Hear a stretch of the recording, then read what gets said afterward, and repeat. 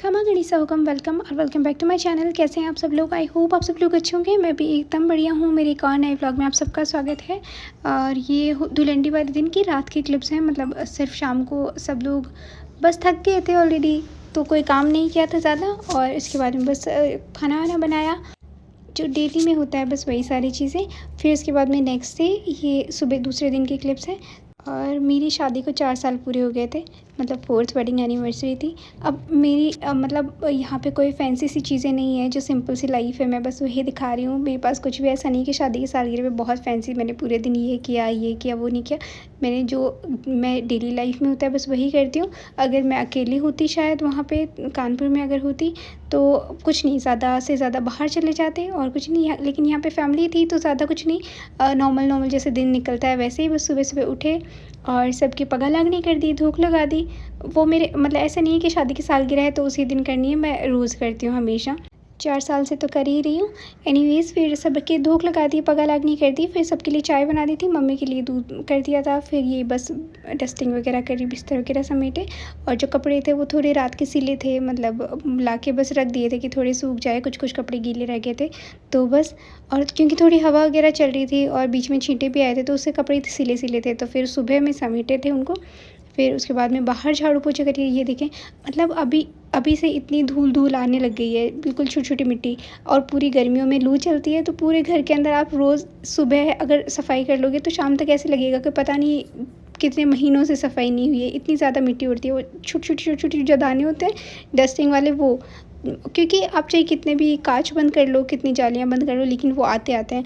और अभी मतलब अप्रैल मई जून और जुलाई मिड तक तो ऐसे ही आंधियाँ चलेगी, ऐसे धूल मिट्टी आती रहेगी। तो एनीवेज़ अभी से स्टार्ट हो गई थी। फिर बस मैं बाहर झाड़ू पोछे करके आई और फिर अंदर करी थी यहाँ पर, क्योंकि उधर पापा जी और सब बैठे थे तो फिर मैं अंदर घूंघट करके ही करी थी। मम्मी बैठे थे, पापा जी बैठे थे, तो फिर सबके सामने अच्छा नहीं लगता ऐसे। तो यहाँ पर बस झाड़ू पोछे करे सुबह सुबह, बस ये रोज़ का काम होता है, तो मैंने यहाँ फास्ट फॉरवर्ड में दिखा दिया था। फिर उसके बाद में पापा जी को दुकान जाना था तो वो उनके लिए मैं यहाँ पर ये बना रही थी कि नाश्ता कर जाए, खाना भी खा के चले जाएंगे। अदरवाइज़ फिर बाद में भोग लगाने के लिए आटा अलग से लगाऊंगी, फिर वापस खाना बनाऊंगी, वो नहा कर करूँगी। तो यहाँ पर पापा जी के लिए बनाया।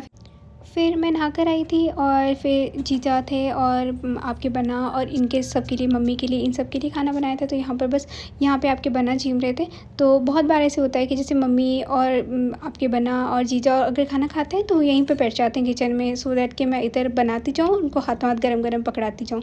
और पापा जी और सब रहते हैं तो फिर वो हॉल में बैठते हैं। अभी पापा जी सुबह जिम गए थे तो अभी आपके बना यहाँ जिम रहे थे, तो मैं इधर बनाती भी जा रही थी और उनको सर्व भी कर रही थी।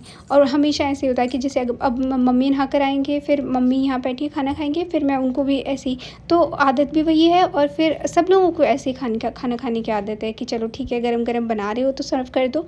और फिर बस तो सबको खाना हो गया था, सबको खिला दिया था, अभी मम्मी को और सबको, जीजा को और सबको खिला दिया था। तो यहाँ पर मैं वापस साफ़ सफाई वगैरह करी थी। बहुत बार मम्मी डांटते हैं कि पहले खाना नहीं खाते हो, पहले ये साफ़ सफाई करने बैठ जाते हो और उसके बाद में खाना खाते हो ठंडा करके। लेकिन मुझे ना ऐसे आदत है कि अगर मैं खाना खाने पहले बैठ जाती हूँ तो मतलब मेरा खाना ऐसे होता है कि हाय अभी तो पट्टी साफ़ करनी है, अभी तो बर्तन साफ़ करने हैं। तो मुझे ऐसे है कि पहले मैं पट्टी और बर्तन वगैरह सब साफ़ कर लेती हूँ, उसके बाद में खाना खाती हूँ। और मम्मी को बहुत बुरा लगता है, वो हमेशा ऐसे बोलती है कि मेरा कहना नहीं मानती है। मैं बोलती हूँ इसको बहुत बार कि पहले खाना खा ले, क्यों ठंडा कर रही हो उसको, उसके बाद में कर लेना। लेकिन मैं उनको बोलती हूँ आप मुझे जो बोलोगे वो कर लूँगी, लेकिन बस ये नहीं बोलो, क्योंकि मेरे को फिर मैं जितनी देर खाना खाती हूँ ना उतनी देर मेरे सर ही चढ़े रहते हैं कि हाय आलस आएगा, फिर कौन करेगा। तो बस मुझे ऐसे होता है कि मैं पहले खाना खा लेती हूँ तो मुझे आलस नहीं आता। मतलब मैं सारा काम करके उसके बाद में खाना खाती हूँ। तो चलो फिर देखिए, मैं खाना खा ली थी तो ये सोच रहे थे कि मामी साहब का काम जैसे पूरा हो गया, इन्होंने काम फैलाना था मेरा। तो वापस बस बिस्तर डाल रहे थे नीचे। फिर यहाँ पर शाम की चाय बनाई और फिर दिखावा करना था, आज सारी कॉलोनी की लेडीज़ वगैरह सब आने वाले थे।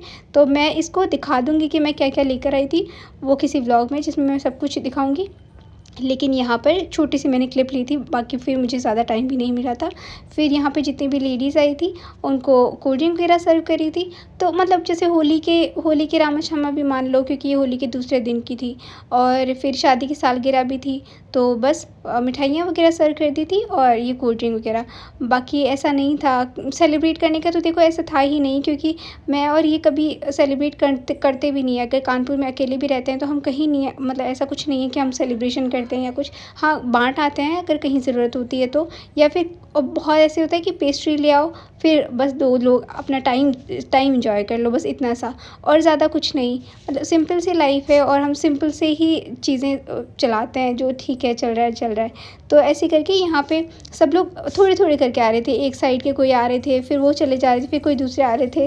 तो ऐसे करके फिर सबके पगल आँख नहीं करनी होती है ना, तो फिर बार-बार ऐसे था कि कोई आ रहा था, फिर किसी को टाइम नहीं मिला था, थोड़ा लेट आया था, तो ऐसे करके शाम को 4-5 बजे स्टार्ट हुआ था और 8 बजे तक बस चल रहा था। फिर खाना-वाना बनाया और आपके बना को नहीं करना था ये सेलिब्रेशन, लेकिन फिर मम्मी और पापा जी और फिर केक लेकर आ गए थे। उन्होंने बोला कि नहीं, केक तो काट लो। तो ऑलमोस्ट रात को 10:30 पौने 11 बजे केक काटा था, क्योंकि पापा जी ले आए थे। फिर ऐसे था कि चलो वो लेकर आ गए हैं तो उनका मन रखने के लिए काट लो। तो और फिर छोटी सी तो फैमिली है, ठीक है, छोटी-छोटी सेलिब्रेशन होंगे तो अच्छी-अच्छी मेमोरीज़ बन जाती है। बाकी नहीं करते तो भी चला जाता दिन तो फिर बस यहाँ पे जीजा तिलक कर रहे थे और ऐसे छोटा सा सेलिब्रेशन किया था, बस केक काटा और फ़ोटोज़ वगैरह खिंचा ली और केक खा लिया। बस ये छोटा सा सेलिब्रेशन था।